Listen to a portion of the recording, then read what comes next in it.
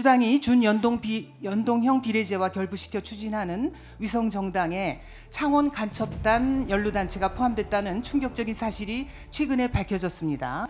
북한으로부터 지령과 공작금을 수수했으며 국내 정세 수집 후 북한에 보고한 혐의로 현재 재판을 받고 있습니다. 심지어 국회의원으로 출마까지 할 수 있다는 사실에 국민들께서 차라리 가짜뉴스이길 바란다.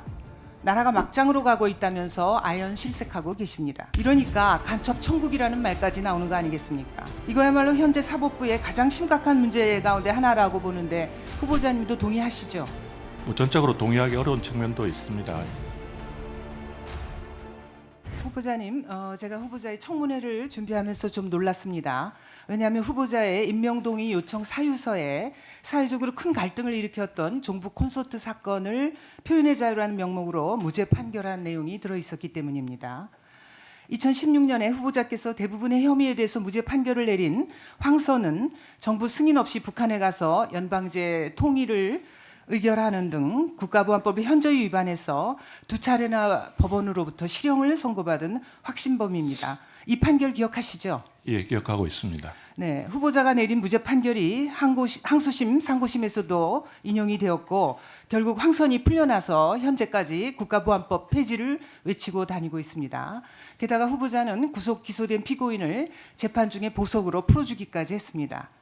일각에서는 후보자의 이러한 재판 이력을 보시고 후보자가 대법관이 되면 국가보안법 위반 사건들이 표현의 자유라는 미명하에 소극적으로 다뤄지는 것 아니냐고 우려를 표하고 계십니다. 후보자님, 현재 재판을 받고 있는 간첩 혐의자들이 이번 4월 총선에 출마할 수도 있다는 사실 알고 계십니까? 그런 언론 보도가 있는 것은 맞습니다. 네.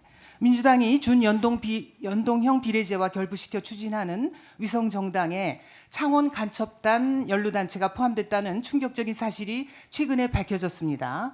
이 창원 간첩단은 김일성주의와 주체사상을 지도 이념으로 삼아서 대남 적화 통일 노선을 추종하는 반국가단체를 구성하고 북한으로부터 지령과 공작금을 수수했으며 국내 정세 수집 후 북한에 보고한 혐의로 현재 재판을 받고 있습니다. 그런데 이들은 아주 노골적으로 재판 지연 전략을 구사하고 있습니다. 이 자료 화면 한번 봐주십시오. 작년 3월 구속 기소된 직후에 재판 관할 이전 신청을 하고 이것이 기각되자 국민 참여 재판을 신청을 했고요. 대법원이 국가 안보에 위협이 될 수 있다며 기각을 하자 헌법재판소에 위헌법률 심판 제청까지 했습니다. 이 또한 기각되자 법관 기피 신청을 했고 1, 2심에서 모두 기각되자 현재 대법원에 재항고한 상황입니다. 결국 이들은 작년 12월에 구속기한을 닷새 남겨두고 보석으로 풀려나서 현재 총선에까지 출마할 수 있게 된 겁니다. 간첩 혐의자들이 백주 대낮에 거리로 활보할 뿐만 아니라 심지어 국회의원으로 출마까지 할 수 있다는 사실에 국민들께서 차라리 가짜뉴스이길 바란다. 나라가 막장으로 가고 있다면서 아연실색하고 계십니다. 이러니까 간첩 천국이라는 말까지 나오는 거 아니겠습니까? 후보자님, 이 간첩 혐의자들이 자기들 마음대로 재판을 지연시키고 이를 전혀 제재하지 못하는 사법부, 이게 과연 제대로 된 사법부입니까?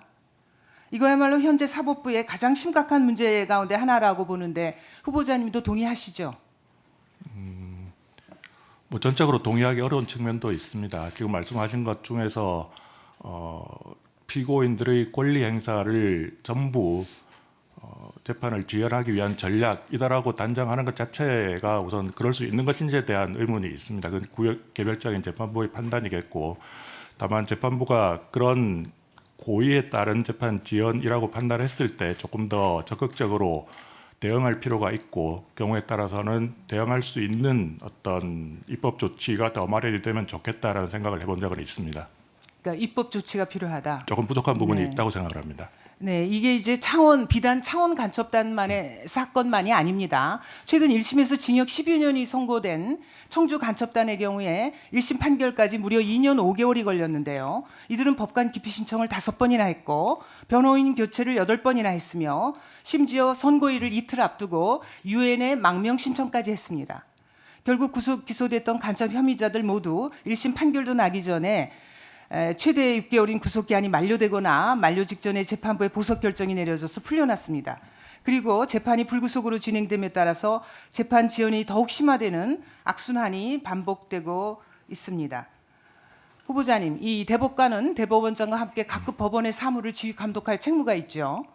만약 대법관이 되시면 간첩 혐의자들의 이러한 악의적이고 노골적인 재판 지연 문제를 어떻게 해결하실 계획이십니까?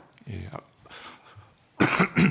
아까도 말씀드린 것처럼 그 사실심을 진행하는 과정에서 재판 지연을 위한 좀 고의적인 권리 행사로 보이는 경우가 있습니다. 뭐 그 실제로 재판하다 보면 그런 경우가 있는데 그런 경우에 조금 더 적극적으로 기피의 요건에 해당하는지를 판단하고 또 그런 고의가 있다고 하는 경우에는 지금 형사소송 규칙에 따라서 바로 간이하게 기각을 하고 재판을 네. 진행하는 경우도 있습니다. 그런 절차 또 항고에 대한 재판 이런 것들을 조금 신속하게 처리할 필요가 있다고 생각을 합니다. 네, 저도 같은 생각인데요. 이 사법부의 그러니까 뭐 판사 증언이라든가 제도 개선 이런 것도 중요하지만 사법부의 무사한 일, 복지부동 이게 이제 더 큰 문제라고 생각을 합니다. 판사들이 간첩 혐의자들의 재판 지연 전략을 완강하게 거부하고 신속히 판결을 내려야 함에도 이를 즉시 기각하지 않고 수개월 동안 재판을 중지하면서 재판 지연을 방조하고 있기 때문입니다. 실제로 2013년 내란 선동 혐의 등으로 기소된 통합진보당 이석기 사건은 1심 선고가 불과 5개월 만에 나왔고요. 당시 재판장은 일주일에 4차례씩 공판을 진행했고 변호인이나 검사가 공판과 관련 없는 발언을 하면 강력히 제재하기도 했습니다. 미국의 경우에는 시국 사범에 대해서는 묵비권 행사를 제재하기도 합니다. 특히 간첩 혐의자들이 많이 악용하는 법관 기피 신청의 경우에 형사소송법 제20조 제1항에는 기피 신청이 소송의 지연을 목적으로 함이 명백한 때에는 이를 기각한다고 명시되어 있습니다. 따라서 피고인들이 기피 신청을 악용할 때 판사들이 이 법조항을 보다 적극적으로 적용해서 즉시 기각할 필요가 있다고 보는데 후보자께서도 동의하십니까? 그 요건에 해당하는 경우에는 당연히 그래야 한다고 생각을 합니다. 네. 예, 너무도 당연한 얘기입니다만 국가가 있어야 국민이 있습니다. 국가의 안전 그리고 국민의 생존 및 자유 이 둘은 뗄래야 뗄 수 없는 관계입니다. 무엇보다도 일선 판사들이 국가의 안전과 국민의 생존 및 자유를 위협하는 그 어떤 것도 용납하지 않겠다는 의지와 책임감을 갖고 재판을 신속하고 정의롭게 처리하는 게 중요하다고 보는데요. 후보자께서는 대법관으로 임명되신다면 비록 국가보안법과 관련해서 일부 논란이 되는 판결을 한 적이 있지만 국가의 안전과 국민의 생존 및 자유를 위협하는 그 어떤 것도 용납하지 않겠다라는 의지를 이 자리에서 국민들 앞에서 분명히 해주셨으면 합니다. 예, 전적으로 종의원 의원님께서 지적해 주신 바를 충분히 이해하고 유념해서 재판을 하도록 하겠습니다.